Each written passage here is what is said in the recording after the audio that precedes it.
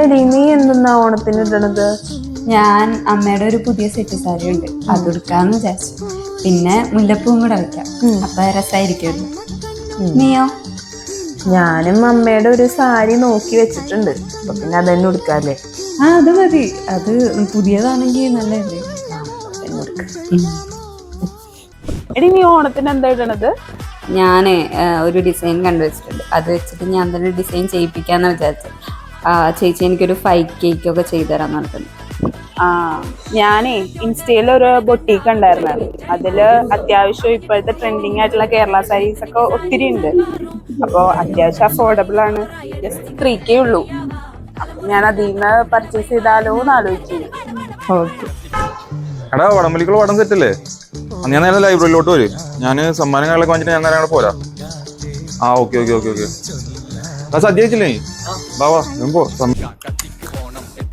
പറ. ഹാപ്പി ഓണം. പ്രത്യേകിച്ച് പരിപാടിയൊന്നും ഉണ്ടാവില്ല. സദ്യ കഴിച്ച് പായസം കുടിച്ചതിന്റെ അങ്ങോട്ട് കിടക്കാം. വൈകിട്ട് നമുക്ക് പടത്തിന് പോകണം, അത്ര തന്നെ. കമ്പനിയോട്ട് വിളിച്ച് വിഷയം ചെയ്തു. പരിപാടി പ്രത്യേകിച്ചൊന്നും ഉണ്ടായില്ല. ശരി ശരി കാണാം. ഈ ഓണത്തിന് നമുക്ക് ബ്രാൻഡിങ് ഒന്നും ചെയ്യണ്ടേ? പത്രത്തിലുള്ള പരസ്യം കൊടുക്കാം. ഈ ഓണത്തിന് നമ്മുടെ ബ്രാൻഡിന് ഓഫറൊക്കെ ഇൻക്ലൂഡ് ചെയ്ത് ആഡ് ക്രിയേറ്റ് ചെയ്താലാണ്. ചെയ്യാം. നമുക്ക് ഏതെങ്കിലും ഡിജിറ്റൽ മാർക്കറ്റിംഗ് ഏജൻസികളെ നോക്കാം. അതാണ് കുറച്ചുകൂടെ കിട്ടില്ലേ? നല്ല ഏജൻസി നോക്കാം.